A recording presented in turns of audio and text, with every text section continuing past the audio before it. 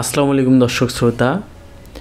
২১টি মুসলিম দেশের হুঁশিয়ারি, Iran Israel যুদ্ধবন্ধে প্রথমবারের মতো একসঙ্গে আহ্বান জানিয়েছে মিডল ইস্টের দেশগুলো।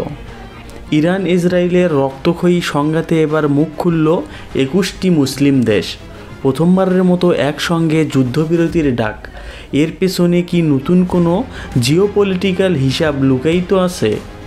আর কেন এই দেশগুলো চায় পরমাণু অস্ত্র বন্ধ হোক? আজকের ভিডিওতে বিশ্লেষণ করব এই গুরুত্বপূর্ণ বিবৃতি, এর রাজনৈতিক বার্তা আর ভবিষ্যতের মধ্যপ্রাচ্য সংকট। আমরা সকলেই জানি যে শুক্রবার থেকে শুরু হওয়া ইরান ইসরায়েল পাল্টাপাল্টি হামলায় প্রায় ৩০০রও বেশি এখন পর্যন্ত নিহত অবস্থায়। ইসরায়েল বিমান হামলা চালাচ্ছে, জবাবে ইরান ক্ষেপণাস্ত্র ও ড্রোন ব্যবহার করছে।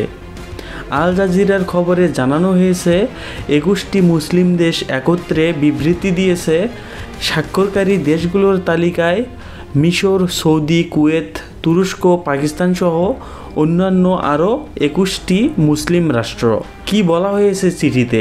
ইসরায়েলি হামলার নিন্দা, যুদ্ধবিরতির জরুরি আহ্বান। ইরান ইসরায়েল সংঘাত ছড়িয়ে পড়তে পারে পুরো মধ্যপ্রাচ্যে। দেশগুলো কেন বলছে মধ্যপ্রাচ্য পরমাণু অস্ত্রমুক্ত রাখতে হবে? মধ্যপ্রাচ্য এমনিতেই একটি সংঘাতপূর্ণ এলাকা। সেখানে রয়েছে ধর্মীয়, রাজনৈতিক আর জাতিগত নানান বিভাজন।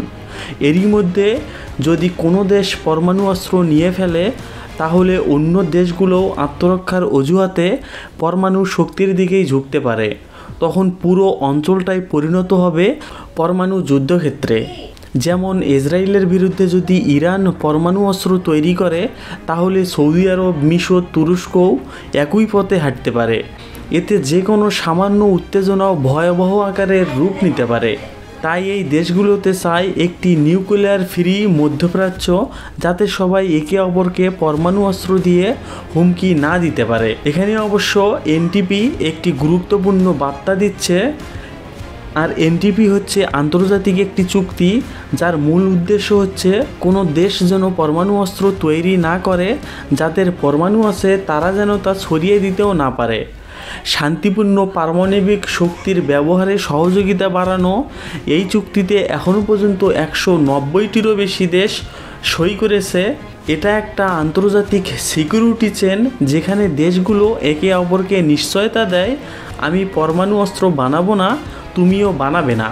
এখন এখানে প্রশ্ন আসতেই পারে যে ইসরায়েল কেন এনটিপিতে নেই? ইসরায়েল কখনো এনটিপি চুক্তিতে স্বাক্ষরই করেনি। তাদের নিজস্ব পরমাণু অস্ত্র আছে বলে আন্তর্জাতিক পর্যায়েও বহুবার অভিযোগ উঠেছিল, কিন্তু তারা তা স্বীকার করেনি এখন পর্যন্ত। আবার অন্যদিকে অস্বীকারও করেনি। এর মানে দাঁড়ায় ইসরায়েল চায় তার পরমাণু অস্ত্র নিয়ে কেউ প্রশ্ন না তুলুক, আবার খোলাখুলিভাবেও কিছু না বলুক। তাই মুসলিম ও আরব দেশগুলো মনে করে ইসরায়েল যখন পারমাণবিক অস্ত্র ধরে রাখে, তখন অন্যদের জন্য এটি হুমকি হয়ে দাঁড়ায়। ইরান এনটিপিতে সই করলে কেন বিতর্ক আছে? বলুন এটাই একটু ঘেঁটে দেখা যাক। হ্যাঁ, ইরান এনটিপিতে স্বাক্ষরকারী দেশ, অর্থাৎ তারা চুক্তি অনুযায়ী পরমাণু অস্ত্র বানাবে না, যেখানে শান্তিপূর্ণ উদ্দেশ্যে পারমাণবিক শক্তি ব্যবহার করবে। কিন্তু পশ্চিমা বিশ্ব, বিশেষ করে যুক্তরাজ্য ও ইসরায়েল বারবার অভিযোগ করেছে ইরান গোপনে পারমাণবিক বোমা বানানোর চেষ্টা করেছে। এখানেই শুরু হয় সন্দেহ আর উত্তেজনা। তাই অনেক দেশ ইরাককে যেন আরও কড়া নজরদারির মধ্যে রাখা যায়, যাতে তারা চুক্তি লঙ্ঘন করতেও না পারে।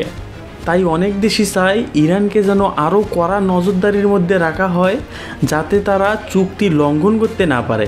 এর মধ্যে অবশ্য কূটনৈতিক বার্তা আর এর তাৎপর্যতা কতটুকু ধরে রাখে। এই প্রথম একসঙ্গে এতগুলো মুসলিম দেশ যুদ্ধবিরতির কথা বলল। মিশর, সৌদি, তুরস্ক পূর্বে নিরপেক্ষ থাকলেও এবার তারা সক্রিয়।